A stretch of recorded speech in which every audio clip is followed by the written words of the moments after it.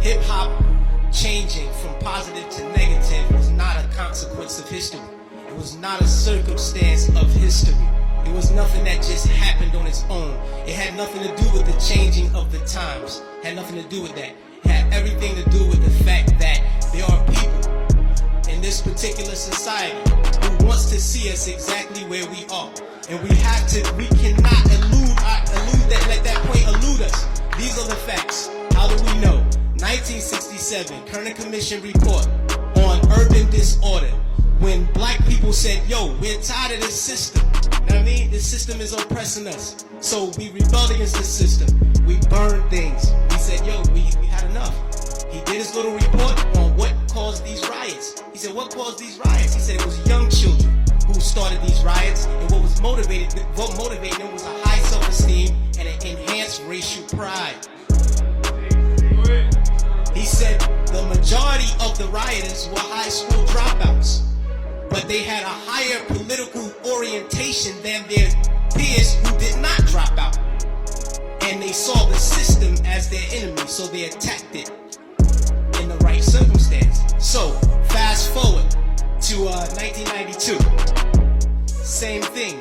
#1 record on the radio. We had Fight the Power. Fight the Power is on the radio. Rodney King is beaten before the world. The black youth rebelled against the system. Again, they did it again. And why? What primed them? Positive hip-hop. Primed them. Fight the Power.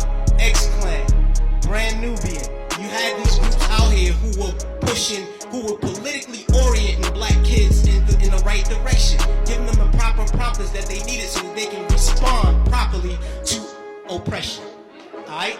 In 1967, when the riots happened, he saw that the self-esteem and the racial pride was fueling this. So he said, how do I bring that down so that they will not riot? And what he did, he flooded the airwaves with black exploitation movies. Nigga Charlie and the Return of Nigga Charlie. These were movies. Hip-hop didn't start calling people niggas. We had Shad. We had Coffee. Black girl turned prostitute to do whatever. You know what I mean? But these black exploitation movies brought down the self-esteem and the racial pride so that the kids will not rebel against the system of oppression.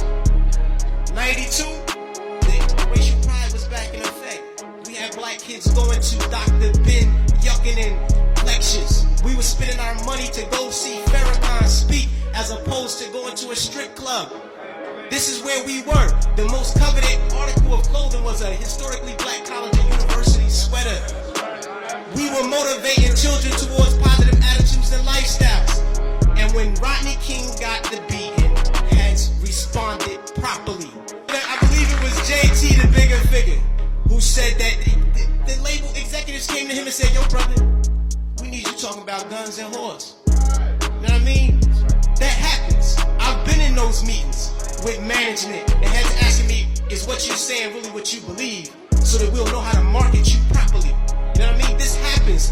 You know what I mean? The environment that we're embedded in puts us in a situation where we feel we have to maneuver and play the game and water our message down. You know what I mean? But no, what happened was they intentionally shifted the paradigm to get us exactly where we are right now.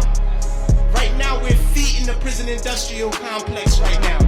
Our kids are going to prison because they're promoting these records. They're promoting these records daily that send us to jail. You know what I mean? It's cool to go to jail. You know what I mean? They glorify these things. It's not the black youth.